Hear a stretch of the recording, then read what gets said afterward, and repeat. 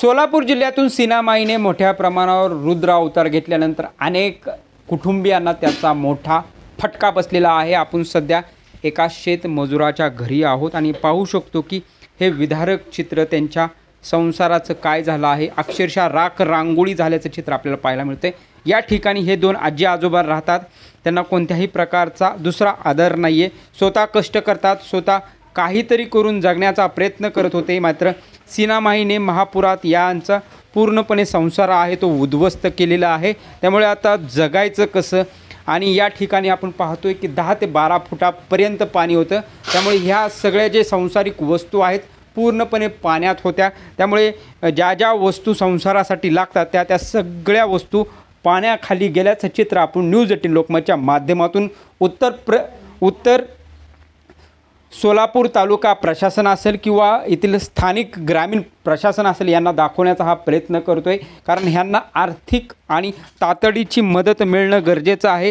हे सध्या आपण पाहू शकतोय की या ठिकाणी जे सोयाबीन असेल किंवा गहू असेल हे पूर्णपणे पाण्यात भिजल्यामुळे मोठ्या प्रमाणावर फुगून वरती आल्याचं चित्र आपल्याला पाहायला मिळते। यातून एकच प्रकारचं पाहतोय की आपण वास हा मोठ्या प्रमाणावर सुटलेला आहे।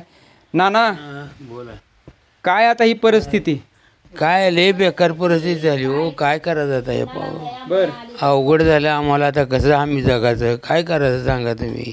सगळा माल गेला, कपडे गेले, भांडी कुंडी सगळी बघा कशी ही झाली ती। आता काय करायचं सांगा तुम्ही?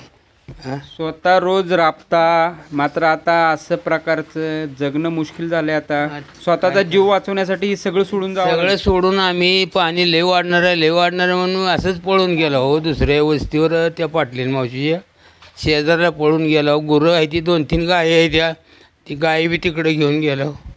तिकडेच राहिलो आम्ही 2-4 दिवस। त्यांनी सांभाळलं आम्हाला। 5-6 दिवस झालं आता तिथे जाऊ आम्ही राहायला।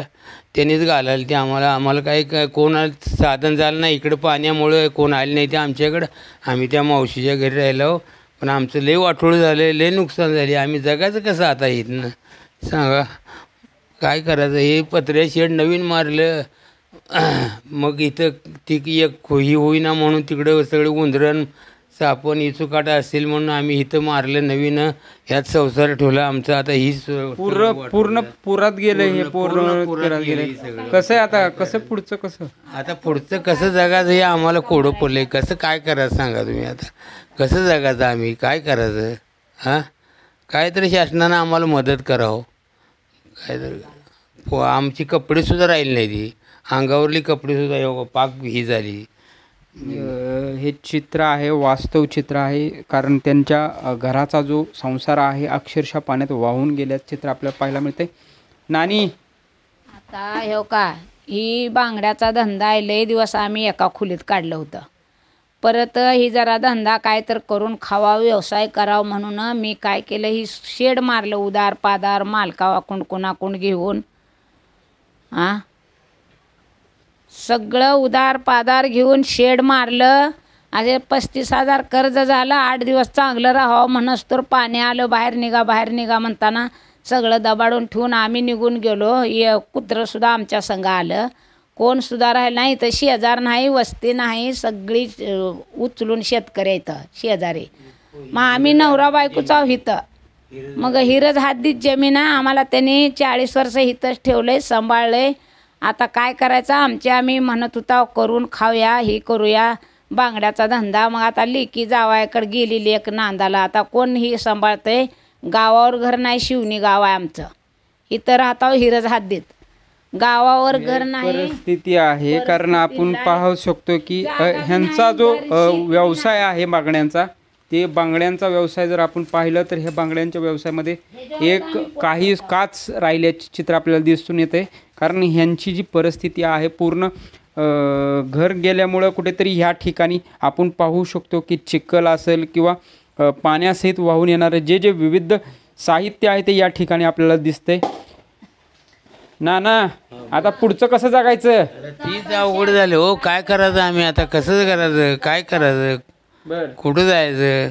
कोणी तर आम्हाला मदत करावं, सरकारनं काहीतरी आणून आम्हाला द्यावं, मदत करावं।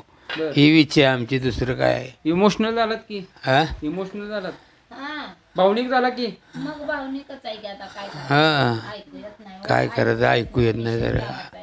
बर आमची गुरंढोरं सुद्धा दुसरीकडे अशी बांधली तिथं बाबा, ती तांबडे गाई होत्या माझी, तिथं राहिला समोर आम्ही जाऊन त्या तिकडे. हा कोण नाही की आता मागं पुढं पण काय काय नाही, आम्हाला एक मुलगी आहे, नांदायला गेली, आम्हाला त्यांचं काय आम्ही दोघं जाऊ इथं, सोयऱ्याच्या दारात काय सुद्धा नाही. हा आम्ही दोघं जाऊ. बर काय करायचं सांगा, आणि नोकरी घालतोय 30 वर्ष झाली ह्या मालका शेतात.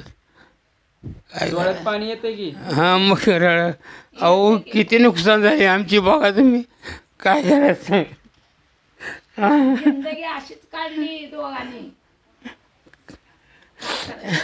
जिंदगी अशीच काढली आम्ही. जिंदगी काय करायचं आम्ही आता इथनं जगाचं कसं, आम्हाला कोडं पडले दांडगं बघा. येण्याचा विचार होऊन बसला आमचा सगळा. हम्म. कुणाचं काय का आधारच नाही की कुणाचा, मागण्याचा आधार नाही, घेण्याचा आधार नाही, कर्ज काढून फेडण्याचा बी आधार नाही. आता हीच बसले 30-35 मग हजार. आता काय पुढं? करा आता काय आम्ही आता चार अजून ही करायचं, आता ही नीटनीटकं करायला आम्हाला वेळ जाते. आता मदत त्याचं द्यावं कसं सरकारने, काय काय अजून पाणी वाढणार आहे म्हण, पाऊस चालू आहे, करायचं आहे. कसं आता पाणी अजून वाढणार आहे म्हणजे आम्ही कसं यायचं इथे, अजून तिथंच राहावं लागते आम्हाला 4-8 दिवस आम्ही नेतो. तिथं त्यात. जाता हां मग काय आम्ही करायचं. गबाळ ही बघायला परिस्थिती आहे एका कुटुंबाची, जो आजी आजोबा एकच ठिकाणी राहतात. गेल्या 30 वर्षापासून ते मजूर म्हणून या जे मालक आहेत त्यांच्याकडे काम करतात. मात्र सीनामाईच्या महापुरामुळं त्यांची अवस्था अशी झाली की कुणाला सांगताही येत नाही, कुणाला दाखवताही येत नाही. कारण का तर पूर्ण गाळ आहे त्यांच्या घरामध्ये, आणि घराची परिस्थिती पाहिली तर फक्त 2 पत्र्याचं शेड असणारं हे घर आहे. कष्टाने आणि कुठेतरी संसाराची चांगली स्वप्न या दोघांनी बघितली होती. दिवाळी असेल, दसरा असेल, हे कुठेतरी एकत्र मिळून आपण साजरा करू असंही स्वप्न बघितलं होतं. मात्र महापुरामुळे त्यांचं स्वप्न हे अक्षरशः पुरात वाहून गेलं आहे असंच म्हणावं लागेल. त्यामुळे आता मायबाप, जिल्हा प्रशासन असेल किंवा तालुका प्रशासन असेल, अशा गरीब लोकांकडे मदतीचा हात देणं गरजेचं आहे. सामाजिक संस्था असतील किंवा खाजगी संस्था असतील, अशा लोकांना मदत केली तर कुठेतरी त्यांचं जे आत्तापर्यंत झालेलं नुकसान आहे ते भरून निघण्यात थोडी का होईना मदत होईल, असेच म्हणावं लागेल. न्यूज 18 लोकमत, प्रीतम पंडित, सोलापूर.